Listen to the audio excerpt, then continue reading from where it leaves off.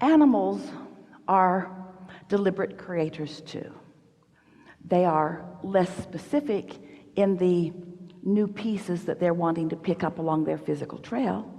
A lot of their intentionality was in place when they came. Before we can clearly answer your question, we have to tell you something very briefly. This life experience, this creative process, is 3 steps: asking, and then answering, and then receiving or allowing. So your life causes you to do much more specific asking than life causes of your cat. You ask with much more detail. So that is to say that your vortex, your vibrational reality, has many more moving parts, many more components. It's a much more active experience. Source answers your vortex immediately. And of course, Source answers the vibrational request of animals too immediately. So in that way, you're similar. You're both asking. You're asking with more detail. Source is answering both. Biggest difference between humans and animals? Animals turn their thoughts to things much more easily because they are in the receptive mode nearly always. And so, haven't you noticed how they can wrap you right around their little finger?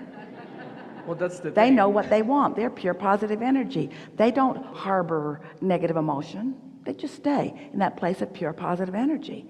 And we would like to say that no matter how it looks to you, 100% of the time, they are getting what they most want, no matter what, no matter how it looks to you.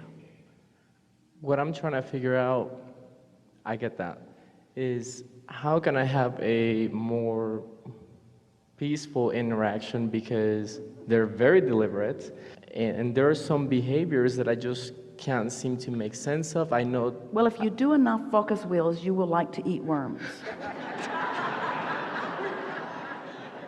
So, are you wanting to modify the behavior of your cat? I want to understand what they're trying to say with the things that they're doing. So if they Mostly, I'm happy, I'll get what I want, don't fuss over me, play with me when I want to play, otherwise get lost.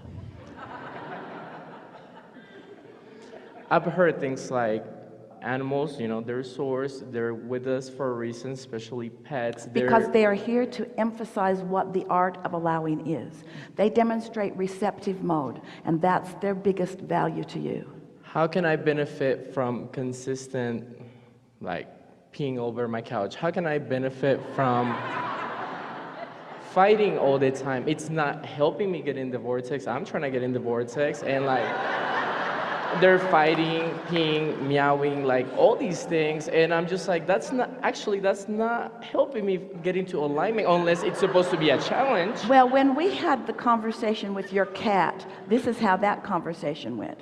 The cat says to us on a regular basis, they all say essentially the same thing.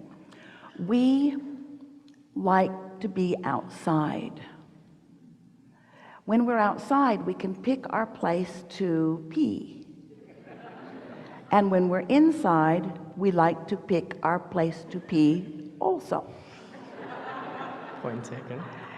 And when we say that the cat is really living the art of allowing more than humans are, is because the cat is unwilling to change behavior or desire for someone else, just following intuition. Now, you can train anyone to do anything. You can train your cat, you can bring anyone into alignment, and really we like to say that if you're really clear about what you want, hello, it's your cat. Which one? I have 3.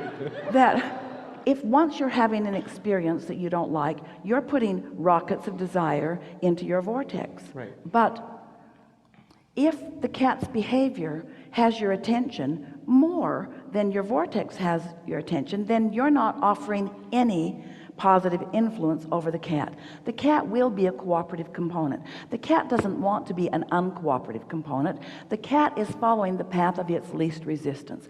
And the cat is not as picky about its path of least resistance as you are. And so if you are really wanting to evoke from anyone behavior that is more pleasing to you, you've got to get your attention on the pleasing behavior and off the unpleasing behavior. And that's a discipline that most don't have, because when you find something that you don't want, you give your attention to it. And when you give your attention to it, you shine a spotlight on it and you offer a vibration about it, and the cat thinks that must be the place I'm supposed to pee, because that's where all of the attention is, you see. That's where all of the attention is. If you would put your attention on what you want and take your attention off of what you don't want, your cat will show you what your power of influence is. But you see, most people, whether they're dealing with other humans or whether they're dealing with pets, most really believe that their well-being hinges upon their control of behavior that they don't like.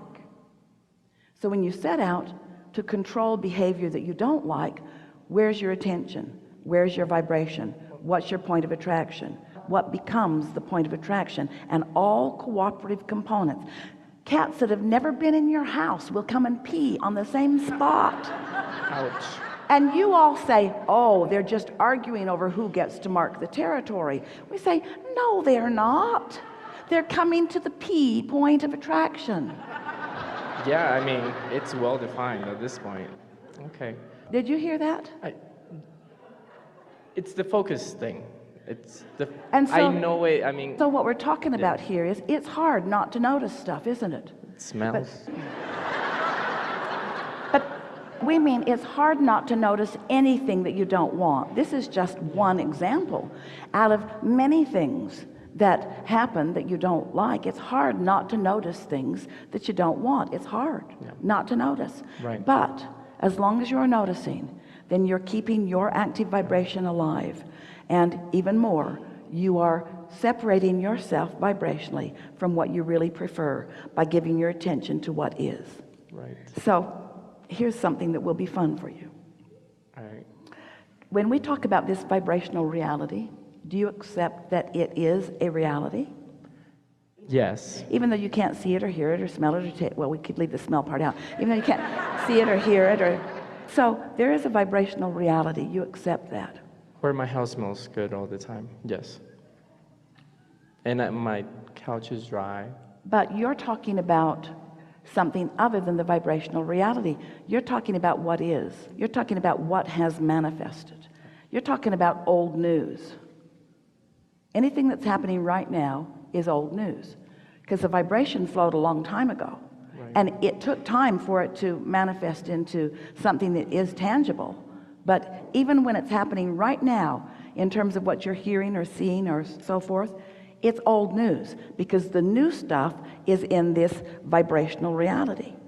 So if you could just for a little while, we know it's not easy, especially under extreme conditions, if you could notice less of what is and talk more about what you desire on that subject and all others, you will become every day more a vibrational match to your own preferences. Okay. And anything that does not match that preference will vibrate out of your experience. Now, most of you say, I don't want my cat to run away. I don't want my cat to vibrate out of my experience. And we say, the behavior could vibrate out of your experience. So we said to you that the cat's inclination is different than your desire. Have you ever been in a relationship with someone who wanted to do things differently than you do? And so is it always a compromise where one of you gives in? Okay, cat, you can pee on the couch. Or I'm bigger than you are. No, you cannot. And the cat says, try and stop me. And that's what you are all sort of saying to each other. When you try to exercise control over the action over the manifested part of your reality, you have very little influence, very little power, because when you're looking at the problem, you are disconnected from the power, and when you're disconnected from the power, you have very little influence, so you're not clear. Does that make sense to you? That's why problem solving doesn't work. You got to be solution looking, not problem solving, because the vibration of a problem and the vibration of a solution are very different frequencies. And so you got to find some way to get into the vision of what you want, so much that it distracts you from what's going on. So when we say don't think about that, that's not fair, because you're thinking about that thing you don't want to think about. And law of attraction is helping you think about that thing that you don't want to think about. So you have to think about something else. You have to get off the subject of that. I'll think about the other two that actually. Do you believe that you have put into your vortex what you want relative to this? Absolutely. Do you believe that you talk about what you want relative to this more? Or do you believe that you talk about what you've got more? I've been talking about what I got more. And you know how you know that? Because you got it. Indeed. Because you're turning those thoughts to things. All of your thoughts are turning to things. All of your thoughts are turning to things. All of your thoughts are turning to things. The thoughts that you think, the thoughts that you practice, the vibration that you hold, they turn to things. That's why people can live in the same city and live very different lives. That's why people can walk down the same street and have very different experiences, or even see very different things. Your point of attraction is uniquely your own, and you've got to foster it. There's no exclusion in this attraction-based universe. It's all about inclusion. So when you look at what you want, you include it in your vibration. When you look at what you don't want, you include it in your vibration. And we know it makes you sometimes want to pull your hair out, and theirs too, because sometimes you're seeing things that you don't want to see, and you want to take swift action in order to stop it from being. But it never, ever, ever, ever, ever, ever, ever, ever, this is going to take a while, ever works. It never works. It never works. So would that be kind of like part of their mission, intention, or purpose in being with me, that because of all that, it's helping me have a clearer focus into what I Abraham, do is want? my cat my soulmate? And before we were born, did my cat promise me that he would pee on my couch? Is that what we did, really? And that would teach me to look at what I want? Pretty much.